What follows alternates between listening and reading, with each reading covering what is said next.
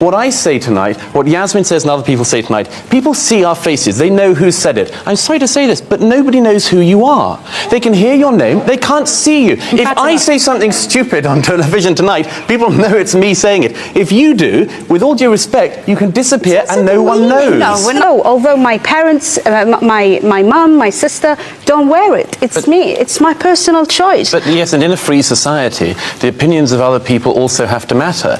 It's not just about you exercising your choice. The way other people feel about that should be of some concern to you. But you know, these feelings are coming from negative prejudices. Hey my loves, so welcome back to my channel. We are back again for another reaction video, and in today's video we're going to be reacting to douglasmurrays. You guys know I've been bringing douglasmurrays right there on my channel, and today's title is should Britain wear hijab in the UK? And right there we have douglasmurrays and more of the Muslim women on the Niqab. This is another controversial issue concerning the Muslim and the UK people, if they are allowed to wear Niqab, right? So I don't know what this video is more of. I just want us to listen to it and let's get to see the debate going on in this video, right? So let's get right into this video. Begin with you, Fatima. Yes. 56% of British people don't really support the wearing of the full face veil in public. They don't want it. Well, I think it depends on where you take the poll, really, because, something that I've recently launched is a project called Secrets of a Muslim Woman, and it's all about letting people know why we do what we do, because I think a lot of it is to do with not really being familiar with it. You know, I mean, my message to the British public is that you've got nothing to fear. You know, this is a piece of cloth. They don't feel that, though, do they? Because elsewhere in this poll, a majority said they don't know how to relate to a woman wearing a full face veil. I think, you know, the people who have actually interacted with women who wear the face veil, people who work with them. I mean, we're in East London today. In East London, the veil is practically, you know, normal on the streets of East London. People who've actually interacted and worked with women who wear the veil have absolutely no problem with it. I think it's the fear of the unknown. Douglas Murray, would you like to see the veil banned here? Well, I think like a majority of British people, I think that it should be banned in public places, particularly places like courtrooms, where it's absolutely imperative that a jury are able to see the faces of people who are accused. As for an overall ban, I think, look, my own opinion is that Niqab is highly undesirable. I think that we live in a society where people do show their faces, where huge amounts of our social interaction depend on people showing their faces. I think that it's very difficult to enforce a ban in public places like streets, but it should be certainly a desirable thing to discourage its wearing. To impose a ban, but in principle you'd like to see one because you think in Britain it's unacceptable. In public buildings, in courts, in schools and places like this, absolutely, I think a ban would be very sensible. In streets and so on, I think it's difficult, but it should be societally discouraged. Fatima? No, a ban, I mean, I think it's a complete overreaction. Look, the niqab has been part of the British landscape for the last 20 odd years, okay? Muslim women have been going about their business. We've got a radio presenter here, we've got a scientist, we've got talented Muslim women who've got a lot to give to this society, who've been doing so and been very sensible about it. When we need to remove our face veils, we do it.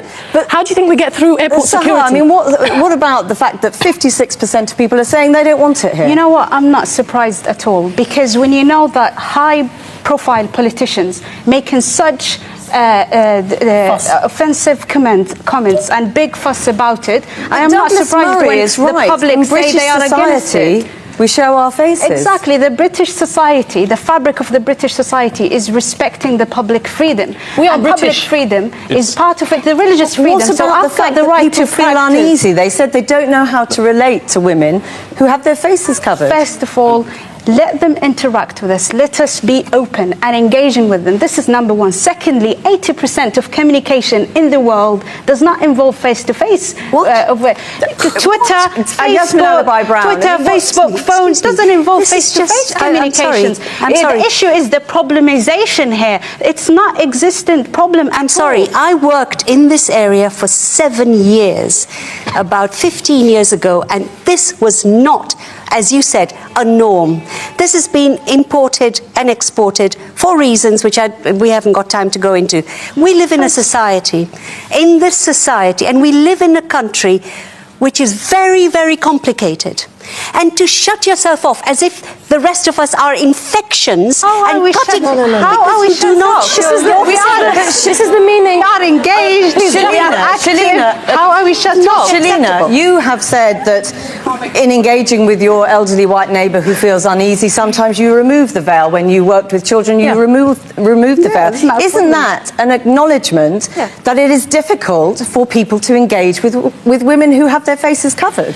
Yeah, I think it is, and I also honour what Douglas Murray has just said. He couldn't actually feel comfortable, and you know, I'm making a presumption here, but you couldn't say, let's do an outright ban. And that's great, because I understand you look at social cohesion. It's about looking at, let's isolate it. Whose discomfort are we going to favour? Because if I lift my veil, I'm then uncomfortable. And we've favoured someone's discomfort. We live in a society, and I don't believe in the French ban. I don't think you should do that. But why not? Absolutely. If you're opposed to it, no, if you I think there is a very simple way of saying, and a non-racist way of saying, in public institutions, everybody, whoever they are, must show their faces.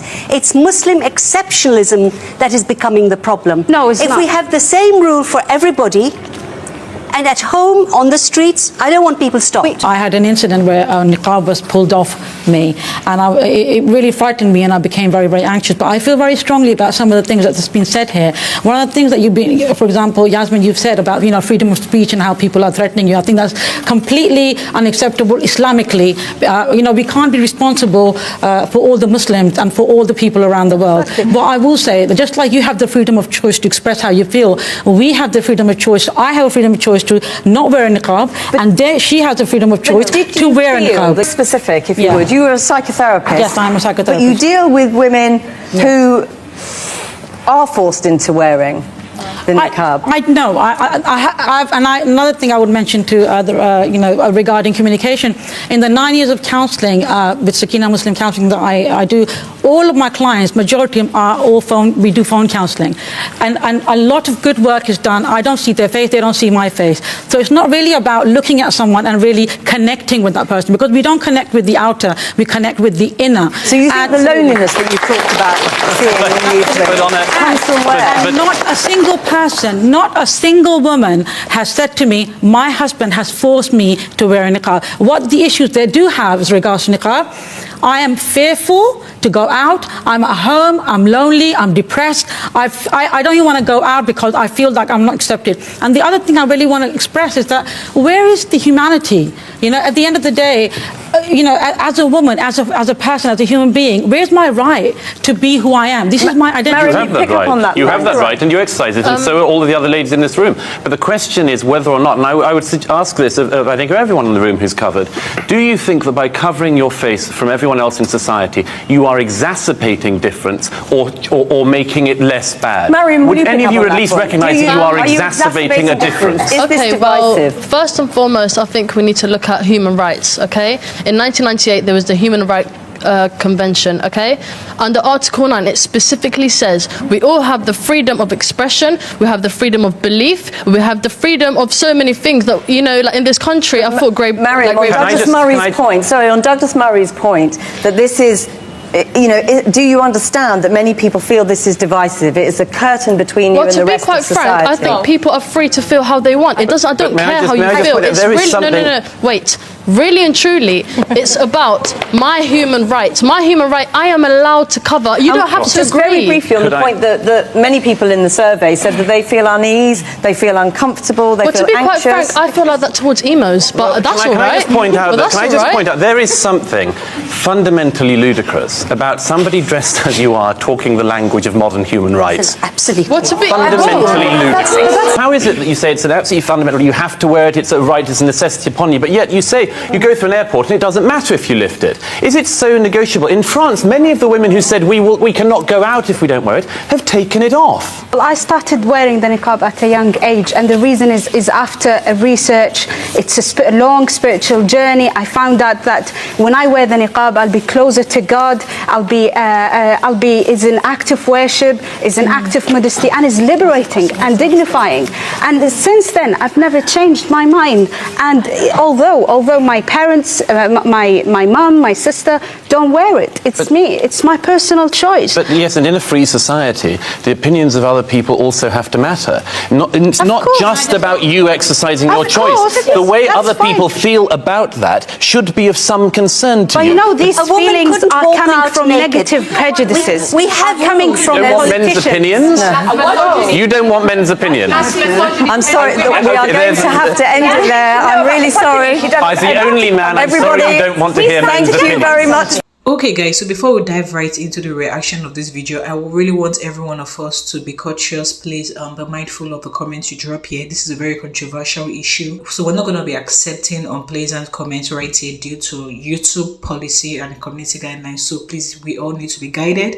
Okay, so back to the controversy happening now. Do you think that the Muslim niqab should be banned in UK, or should it just be banned in public places right there in UK? So I really need you guys comment down in the comment section below, because this thing is getting out of hands. And I mean, I'm not here to side any other party, right? We want to be very, very straightforward, and we want to dive into the point. What do you think about UK, the Britain people wearing niqab in UK? So do you think it should be banned in UK? So I see no reason why this should be a very strong controversy. Now, like this adage that says that when you're in Rome, act like a Rome. If the UK government insists that they don't want this in a public space, or they don't want this like this and that, so long as you're in their country, I think we just need to abide, right? And listening to douglasmurray's debate, he said something about people who wear this niqab, that most times it doesn't make them really comfortable, and we're not being able to trace a particular person due to the coverage, right? Now it's just like a veil covering their face. But when we are free, we're allowed to live our life just the way it is. And funny enough, most people actually misuse the wearing of this niqab, right? So I really don't know. I'm not really here to side a particular party, but I just want us to be very unbiased. I mean, let's be very straightforward.